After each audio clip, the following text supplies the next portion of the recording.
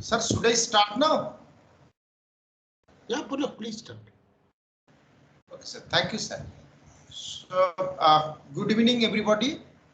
We are going to have the first formal session in the course AI for Economics. Yesterday, we discussed about the course structure, the approach to this course, what would be the evaluation process. All we have discussed yesterday. And today, basically, we are going to give an overview of why a course like AI for Economics. So what we have thought of dividing this session into two components.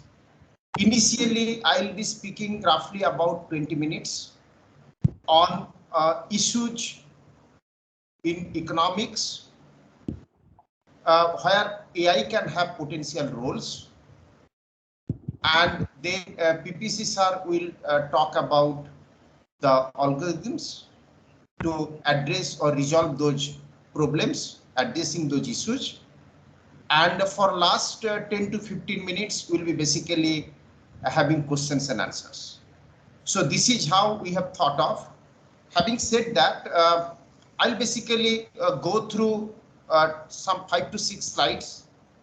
Okay. And given that many of you didn't have any background of economics, of course, some students are there from MSc in economics, some have done some courses in economics. Despite that, I thought of having some background of some core issues in economics, what would be very, very relevant to understand the perspective of this subject and the implication of this subject, particularly implication of AI in addressing various issues relating to economics. So we know that in economics, basically we talk about availability of limited resources with alternative uses. So the same resource can be used for alternative purposes, but the stock of the resource is given. Definitely, a critical question here is how to allocate that limited stock of the resource across the alternative uses. And that's a very, very important issue. And often we see that this allocation process may result in some kind of conflicts of interest across various stakeholders, and then some debates may arise. And the question then, the critical question here is, who should address this problem? Should it be resolved by the market, or the government should intervene? A critical issue I'll be discussing later on, like say land. The same amount of land can be used for agricultural purposes.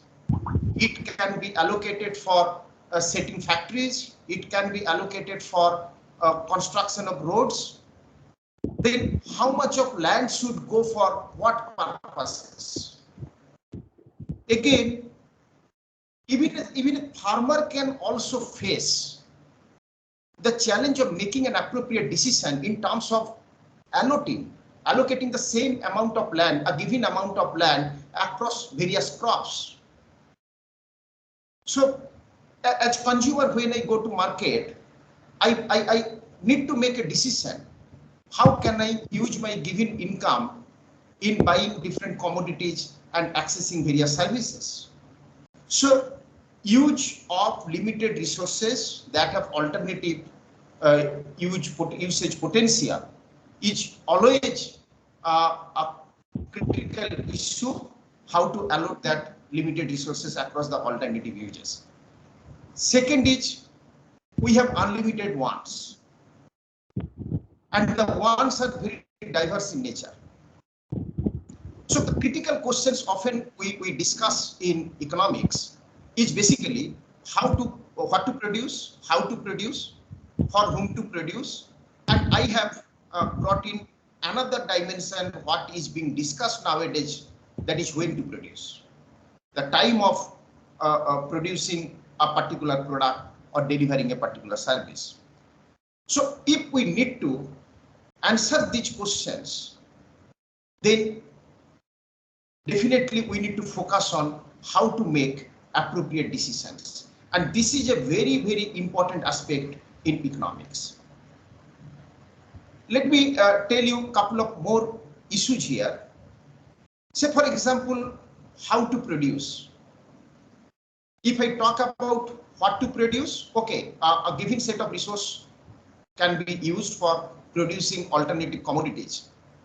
So how to allocate that given resource across alternative commodities, that's a definitely critical issue. But at the same time, another important issue is how to produce.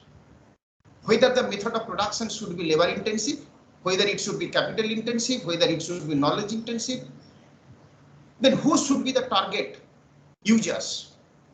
In terms of market, we can say who can be the target consumers. The other challenge is what is being discussed in detail. As I said, I mean, when to produce. Why this particular issue is very, very important. Like, say, for example, a farmer is, say, for example, producing cauliflower. In many cases, we have seen the farmers bringing this product into the market, normally during the winter, in the month of maybe November or December. And every farmer is bringing that product into the market during that time. Then supply may exceed demand.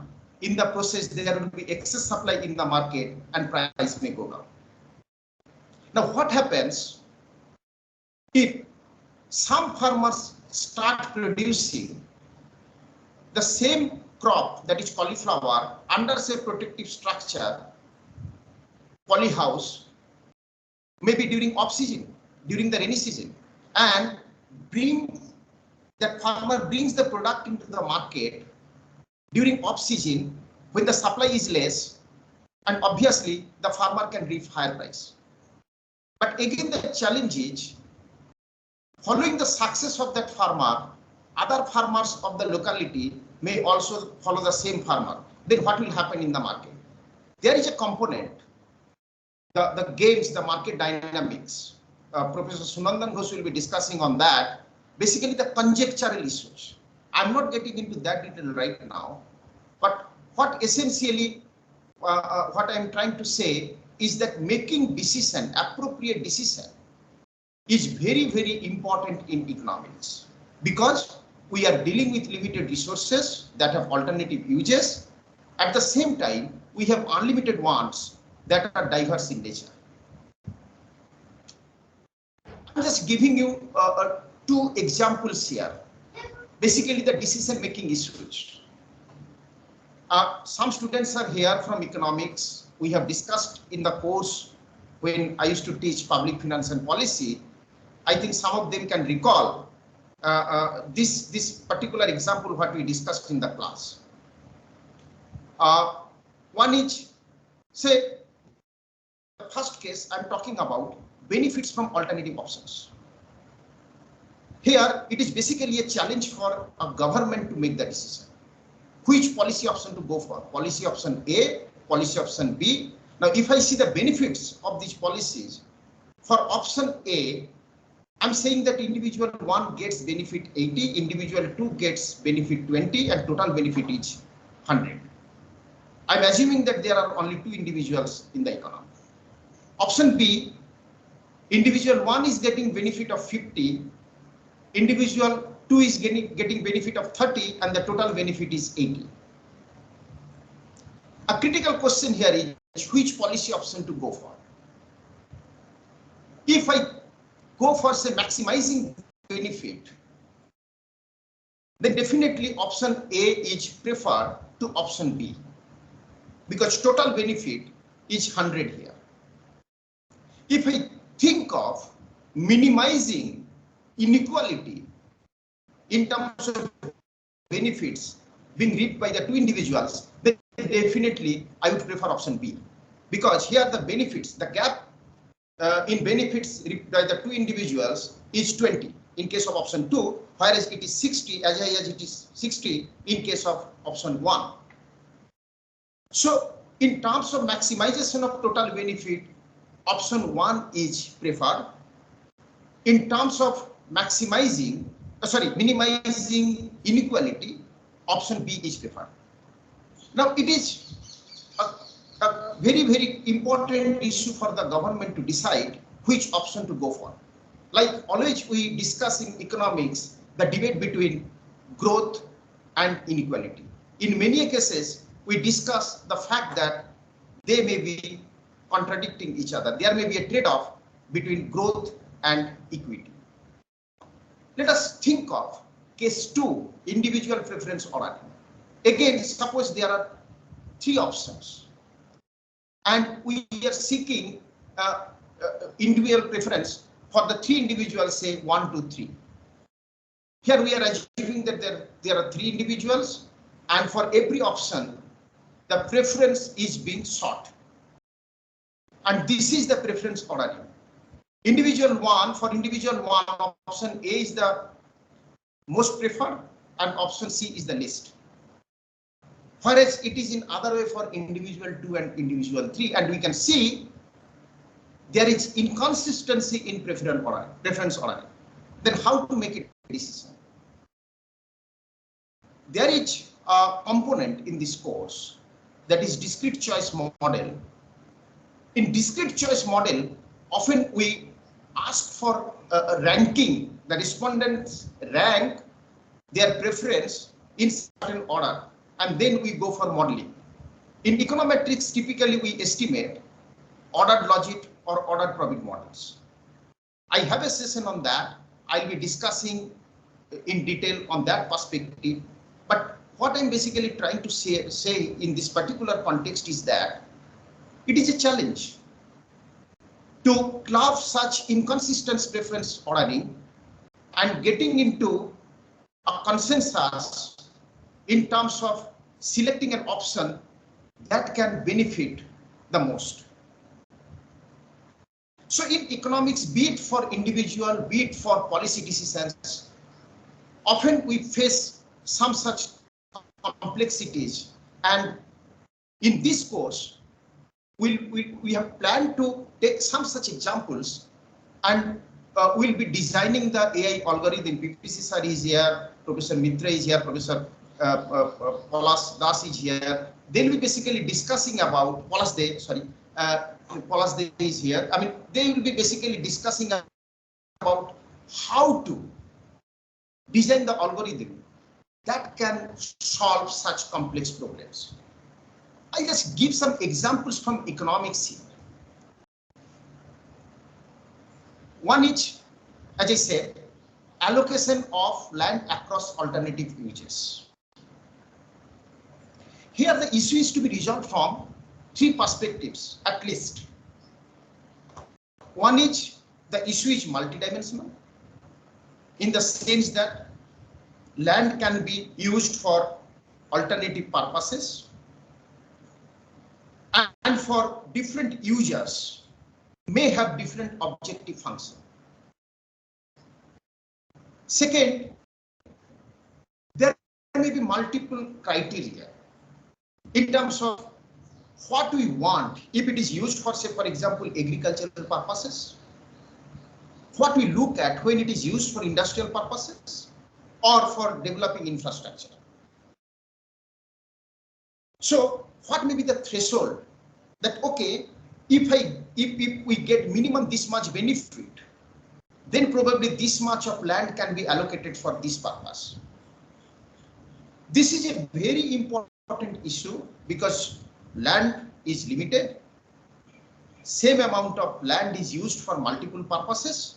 There are multi-party, means multiple stakeholders, and they have different objective functions, and sometimes the objective functions may be conflicting with each other.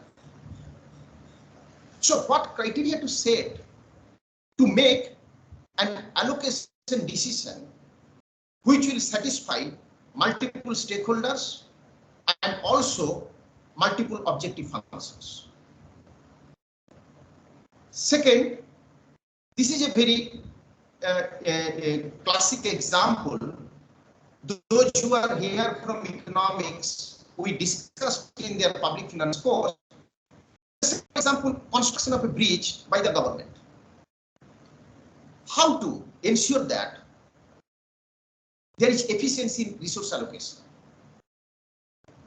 Let us just elaborate this particular problem a bit. Let us assume that a bridge is to be constructed over a river. Government will fund this construction, but at the same time, say for example, some usage charge will be recovered from the beneficiaries, from the users of this bridge. And suppose one criteria is that the bridge would be constructed provided benefits received by the users is not less than the cost of construction of this bridge. And as I said, the individuals, the users will pay for using this bridge, and the usage charge will be varying depending on the benefits they receive. If that is the case, then there is every possibility that people will go for underreporting that benefit.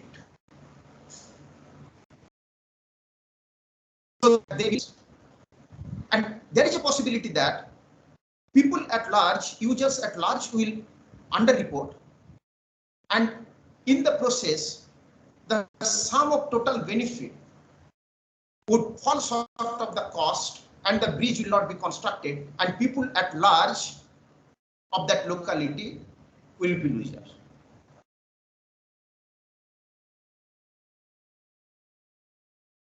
So how to make a decision in terms of resource allocation which will be efficient and which will be effective?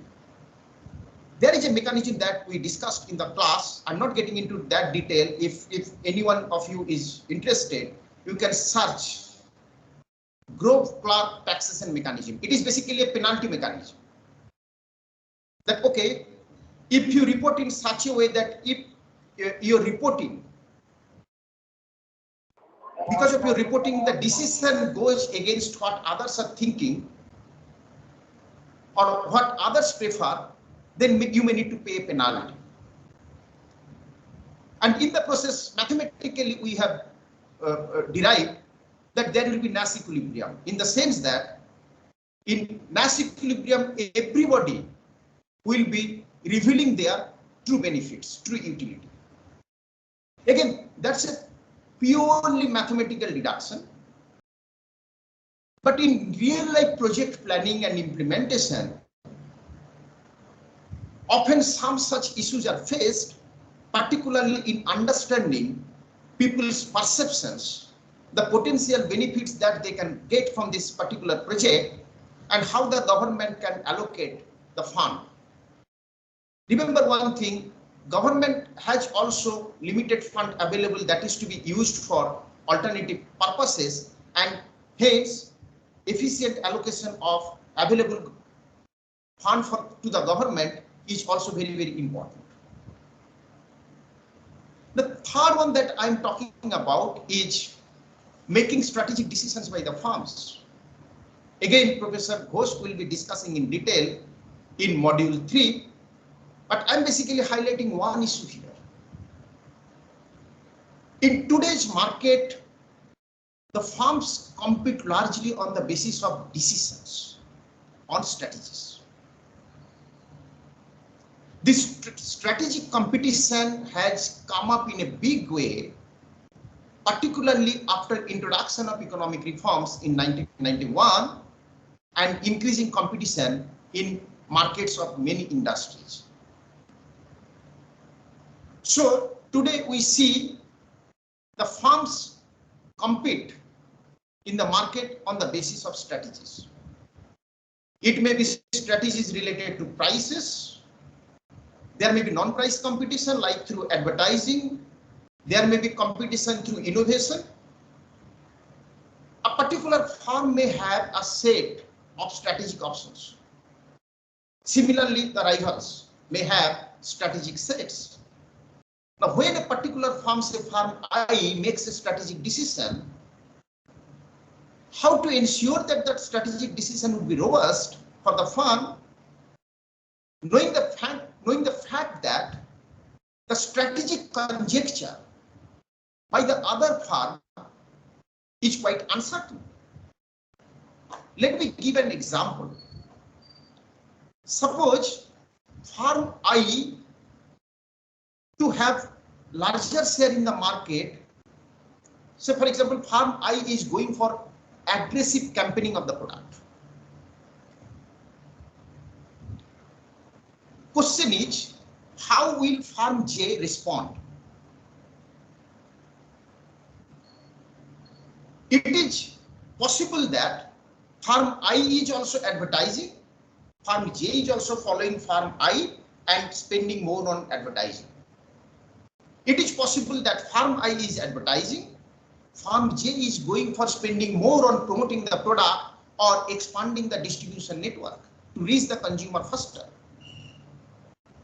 It is possible that farm I is spending on advertising, but farm J is thinking of reducing the cost of production through better technology and bringing the product into the market at a lower price. It is also possible that farm I is advertising, but farm J is focusing more on improving the quality of the product.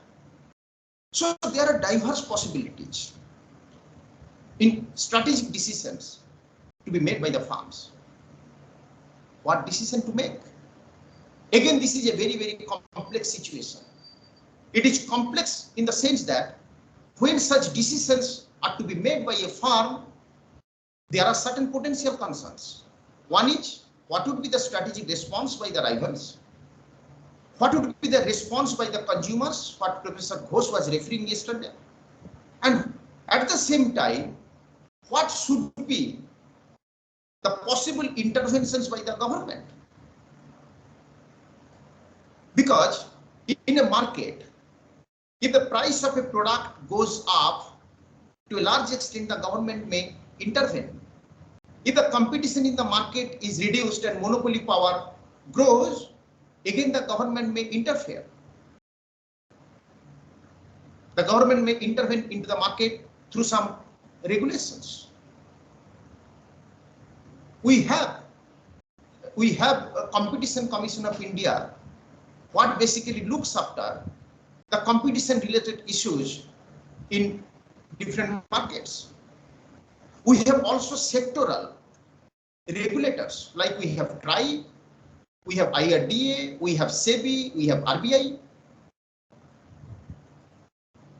So making strategic decisions by farms is very complex and an important issue to look at.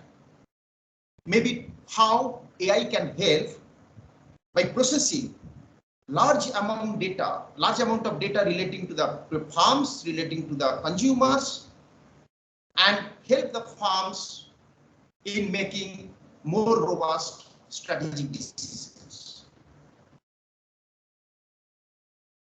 Now, why this use of AI is important?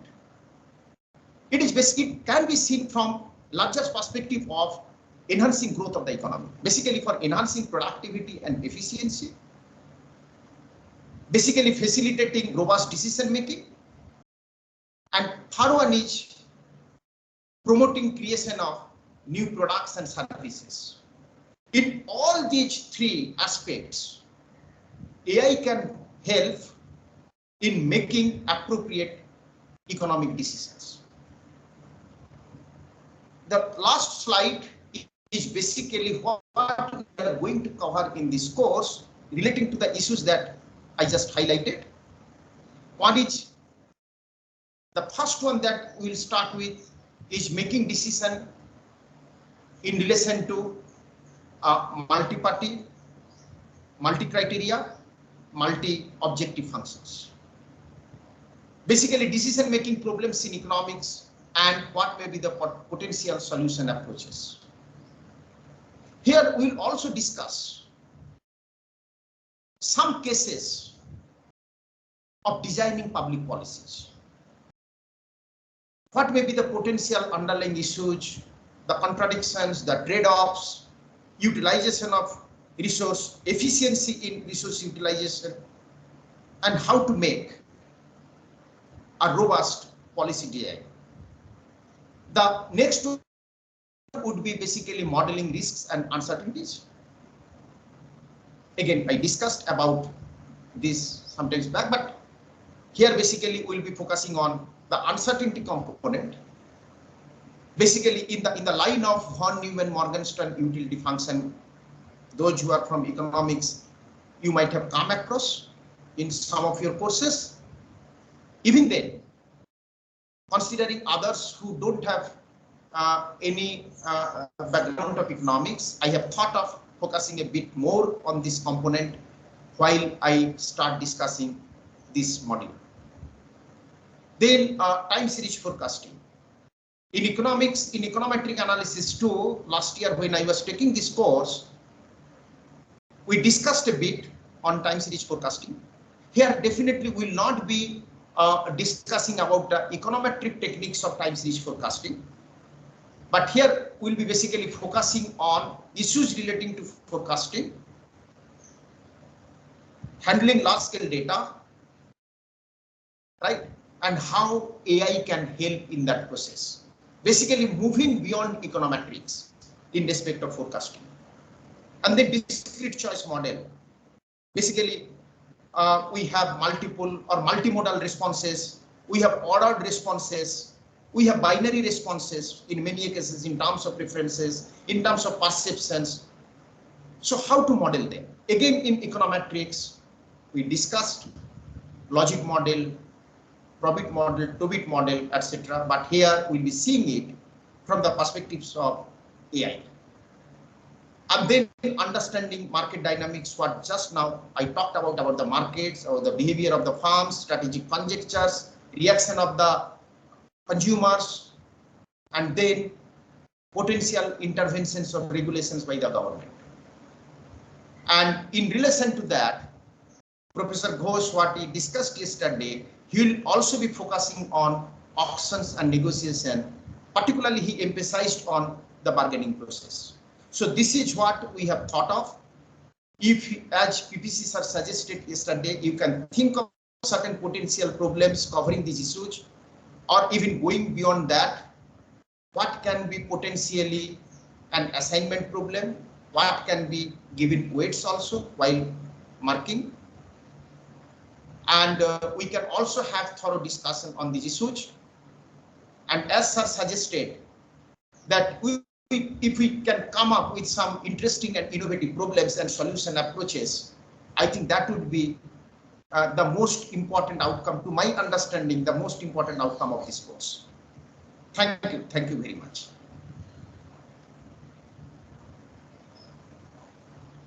Sir. Hello. Pulak, you can stop sharing. You can stop sharing. Yeah, I will stop sharing, sir. Sir, I have stopped, sir. Yes, I can see. I can see.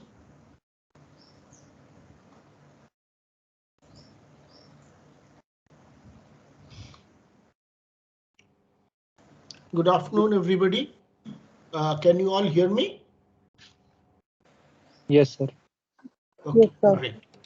So I want one statement from you. Give me a one-sentence definition of AI.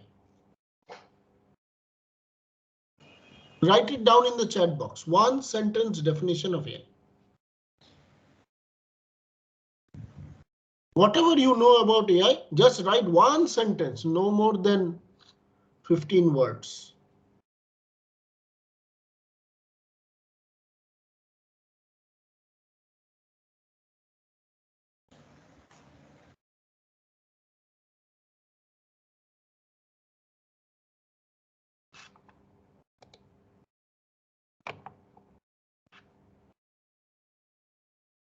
All of you, type.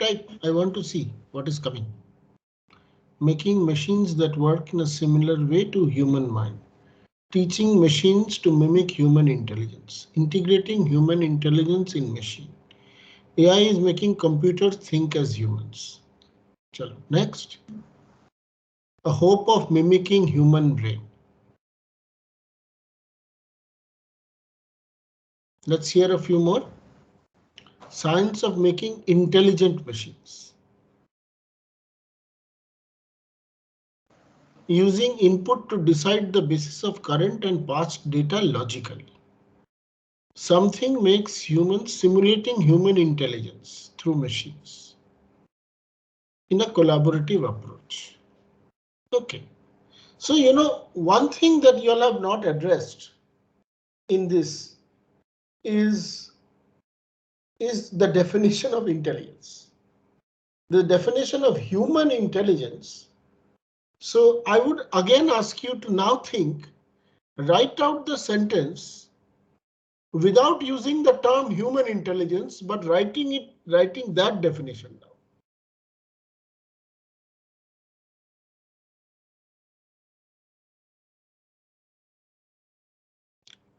Teaching from experience, giving machines the ability to learn and take decisions. Good, you all are now thinking. Any more? Making human intelligence is a very easy way of answering the question. It does not answer the question. Learning from past experience.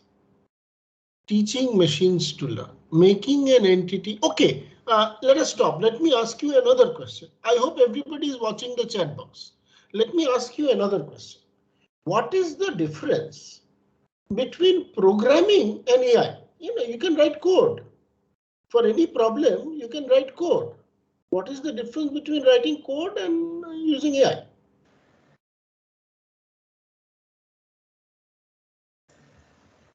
Anybody can say also now.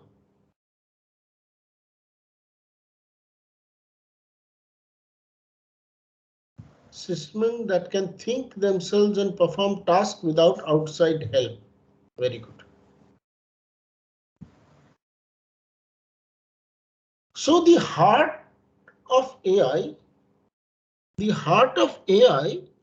is related to that you are given a description of a problem and information about the problem. That means you have got a problem description, maybe in a natural language,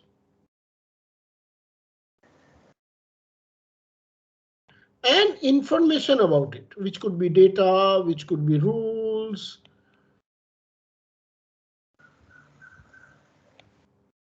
And what do we want to do? What do we want to do?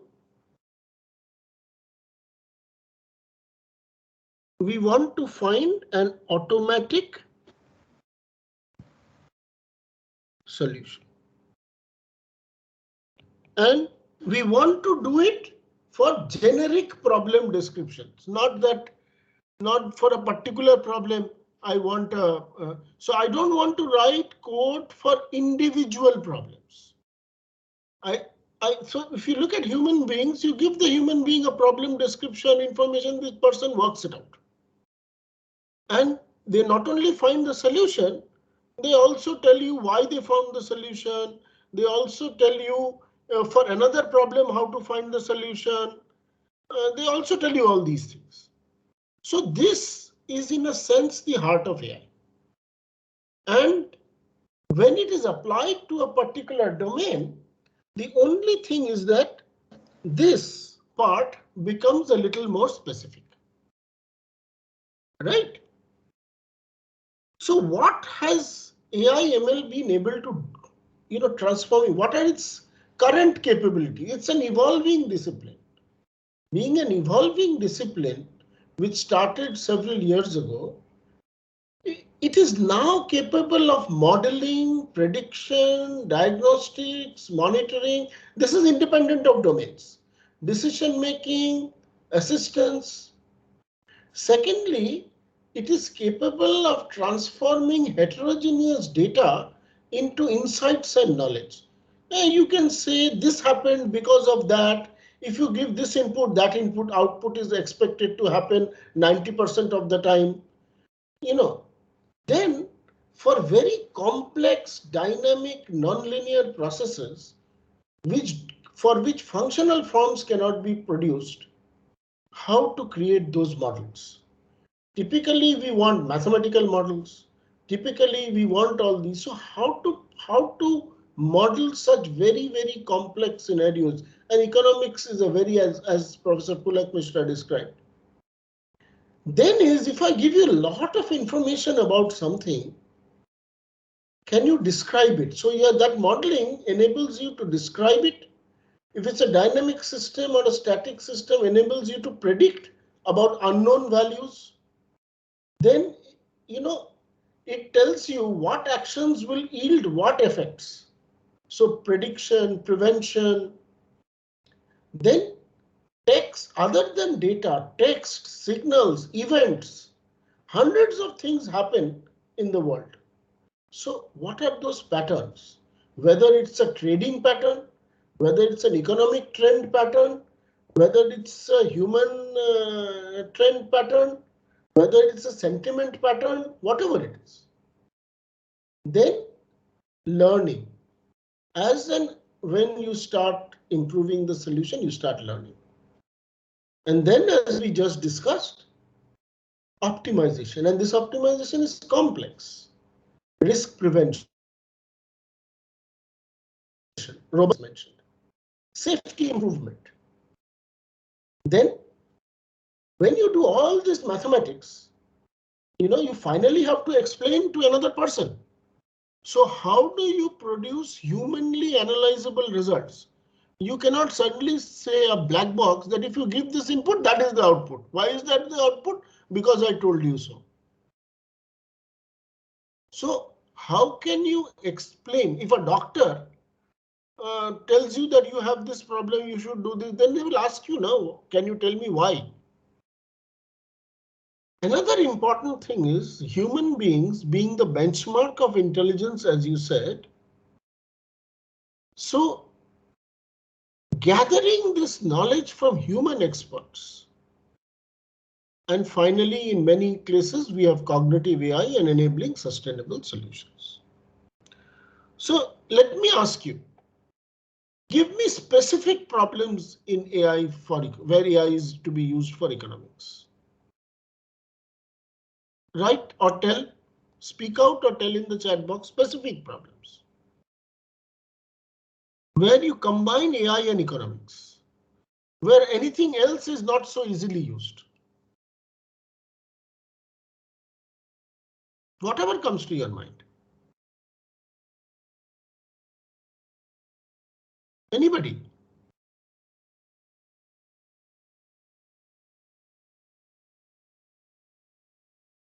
Hey Pulak, can you hear me? Yes, yes, you are audible. Yeah. Then everybody has become quiet. So gaya kya? No, sir. Bolo na, one problem, ek problem bolo. One problem. Tell me one problem. Anybody? There's no marks for telling the problem. Only if you give a good one, I will give you marks. Even if you say wrong thing, I will give you marks. Tell me then. I think that is the language you all understand. In the chat box, in the Priyanka has written something. Priyanka, what have you written? Future demand. Yeah, okay, good. Demand forecasting. Good. So detection of patterns in unstructured and structured data. Give me a specific problem. Don't write. So demand of what? Priyanka, demand of what?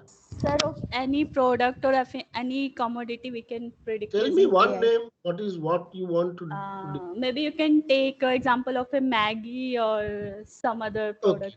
Okay, a food product. Yes.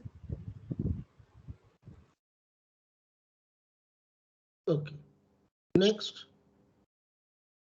What else? Predicting the behavior of humans to government policies. What do you mean by? Okay, designing distribution or predict price for stocks. Okay, price prediction. Good. Then distribution systems of commodities. What do you mean by that?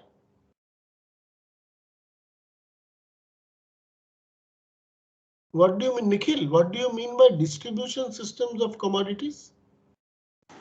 Sir, what I meant to say was that basically we can ask the AI to design some system in which like there are a lot of variables, a lot of people, like for a market system, we can design a system how buy and sell would be happening, that kind of thing. So we can create a balance using AI. We can create a model. No, no. What do you want to do? I want to know. Still, you are not stating your problem. So suppose in the food market, we can say that buyers will, like when the supply is very high, we need to stock the prices in these seasons, or like we need to stock things in this season. We need to maintain a balanced supply, that kind of thing AI can do. I was What thinking. is the outcome? What will you tell AI to do? To create a model of the whole thing.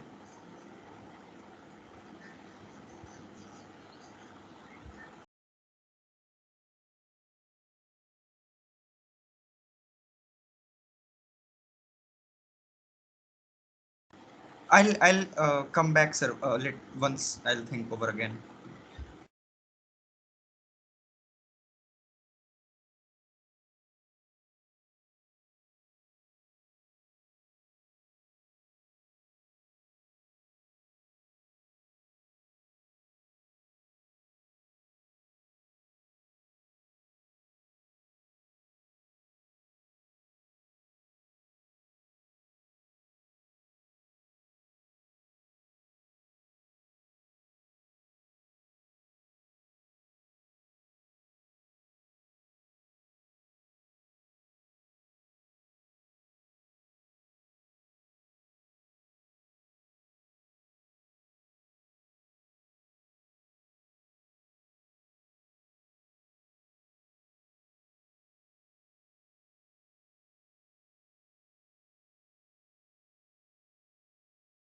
I'm back. Can you all hear me now? Hello? Yes, sir. Yes, sir.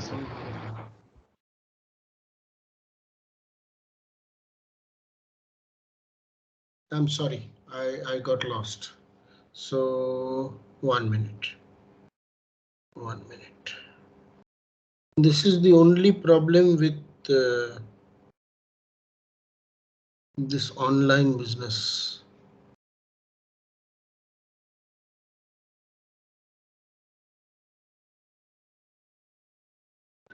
Yeah, so what I really want all of you to do is make a list of all these problems of interest, and I will ask this again. Can you all hear me now, Pulak? Yes, sir, we can. Yeah. So Yes, sir. if you want to restructure what we really want to do, if we try to classify the solutions the way Pulak described, our first problem is related to resource allocation and management. So he just described a resource allocation problem. This is not a full level problem, but this is one. Then, so budget allocation, portfolio allocation, asset management, supply chain. And what are the components here? Can you tell me what are the big issues here? What is complex here for AI to solve?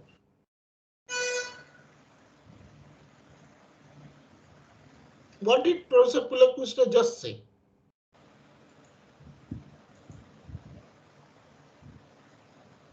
What did Professor Pulak Mishra just say about the issues here? Tell us.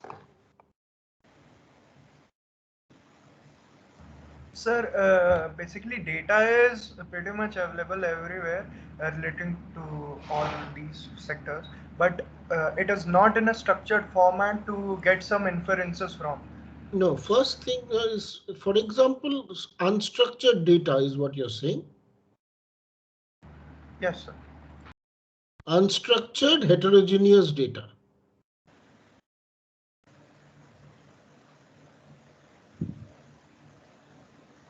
But here he talked about 3 terms, which is very critical. Multi, Three multi-terms, he said. What are the three multi-terms?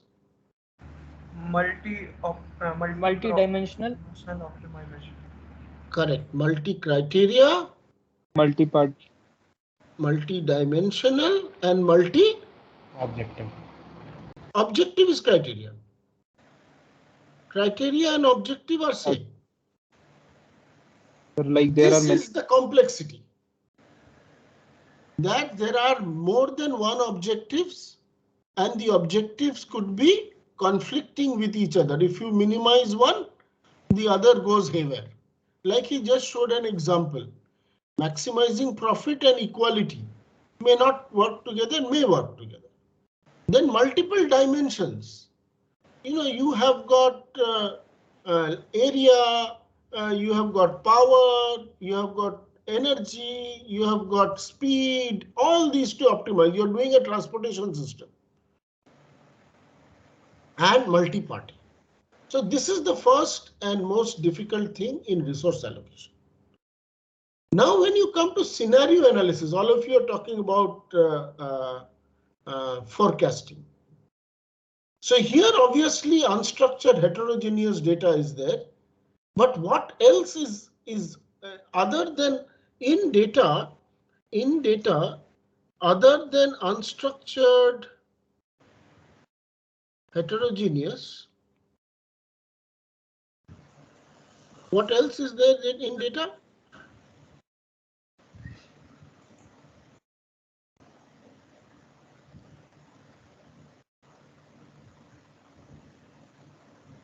What else is there?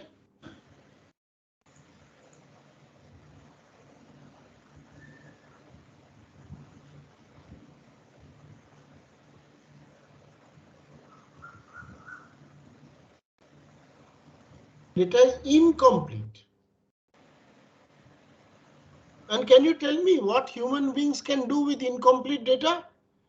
If I give you half a picture of Gandhiji, you know it is Gandhiji, isn't it? Isn't it? Sir, by looking at the neighboring values. Yeah, whatever it is. By whatever it is beyond extrapolation, interpolation.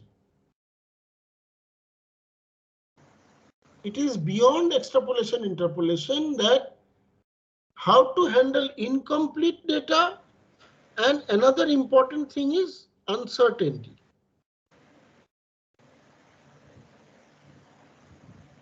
Whenever you take any decision, take the third one, there is uncertainty. You take this decision and you think that some action will happen.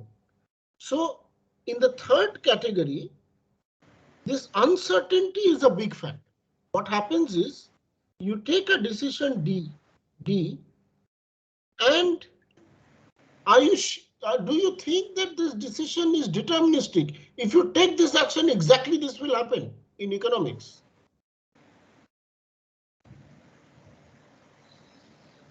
Yes or no? No, sir. No. There are many variables. So what happens is that the outcome may be non-deterministic.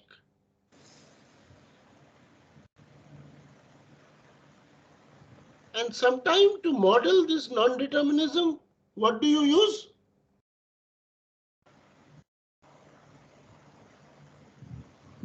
Saying that if I take this decision, there is 40% probability of this outcome. There is 80% probability, 60% probability of that outcome. Or you can say 70% people will take this thing and 30% people will do something else. So the normal methods of decision making will end up in probabilistic scenarios. The third thing is dynamic negotiated solutions. And this dynamic negotiated solutions will come to all your games and things like that. And obviously static and dynamic planning. So these are few classes I just described. So what are the problem characteristics which we just talked about? It can be qualitative, quantitative, or mixed. What is qualitative?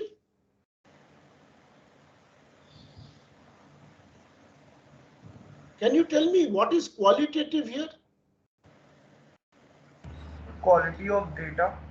No. You ask somebody, Maximize. is this very hot, very cold, cold, normal, hot? Now you will see what one person says normal, another person for cold he says normal. So the outcome is qualitative. It need not be quantitative in numbers all the time. He says it's very cold. Do you like it more or less? Now, what do you do with all this? Secondly, your data can be discrete, continuous, textual, events, signals, sentiments. And we talked about multiple dimensions, objectives and party, uncertainty. And then there is real time. In real time, decisions have to be taken. The whole system is dynamically in real time when there are multiple people acting together. And remember, there is a human being in the loop. What is the difference between a human being and a machine? Can you tell me the fundamental difference between where science finds a lot of difficulty between handling human beings and machines?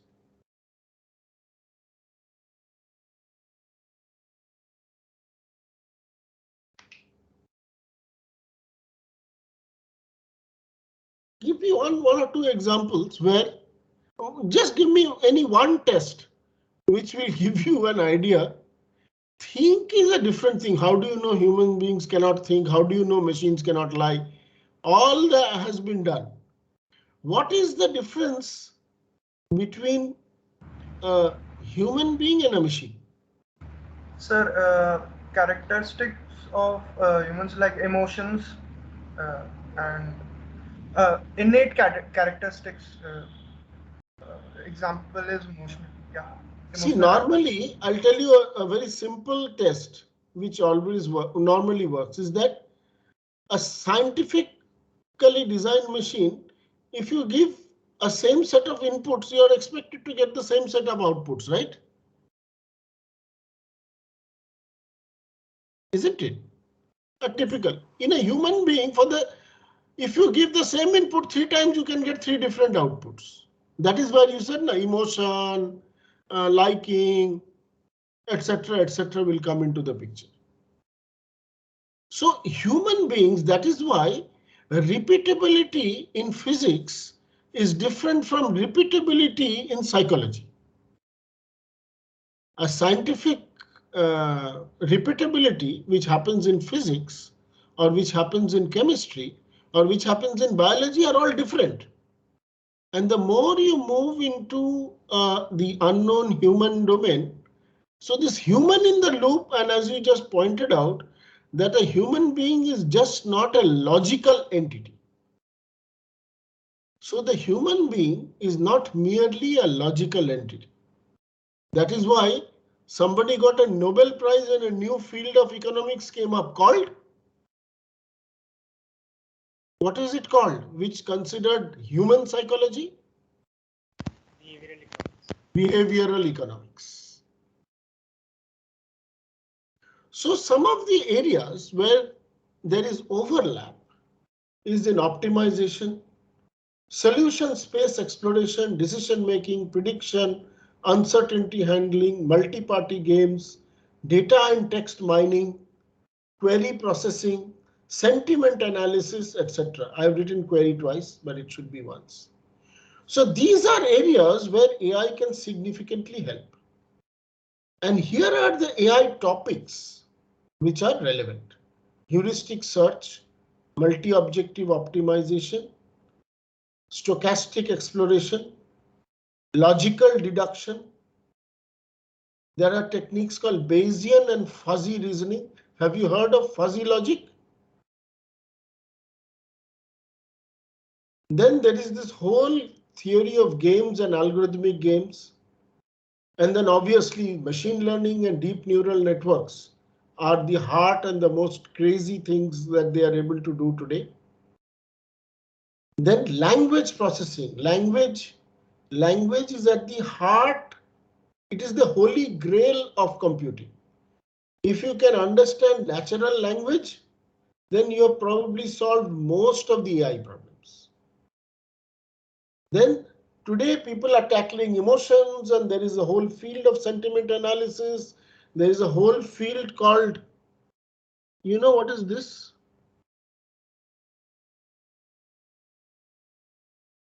Brain-machine interactions. So how do you really understand not only from sentiment, so from eye tracking, from micro expressions, you know, there are a lot of other. So there is this whole field called behaviometrics.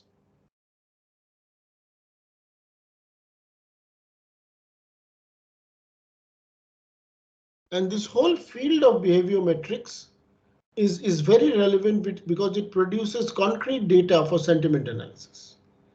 And finally, if you want to integrate everything together, you need knowledge to be represented in an integrated manner. We will not be able to cover everything in this course because whatever we have on AI for economics is a full-fledged dual degree program on its own maybe. But we will try to cover as much as we can. So as has been discussed in the previous day, we have 4 modules. First module is decision making, where we will talk about few of these 3 topics which I have listed here. Module 2 is learning about data, where all our prediction, regression, neural networks and other things. Module 3 is about games, and module 4 is about textual analysis. So Pulkit, you have asked a question that can we say that human beings are not rational, but machines are given its current knowledge? No, we cannot say anything. All that we can say is that the rationality as we know it is in mathematics, in logical deduction, in terms of mathematical expressions, is not yet a correct model to model human decision making. That is all we can say. Okay, sir. These are all evolving. Science is not truth. Science is a method for exploring truth, and truth is ever expanding. Knowledge is ever expanding. So science is just current level of knowledge. Whatever science gives us is current level of knowledge. Yes. So any questions?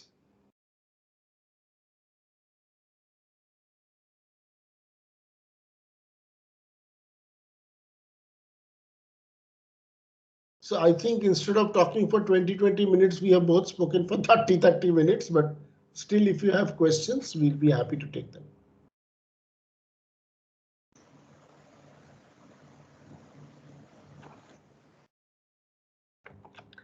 Shall I stop sharing?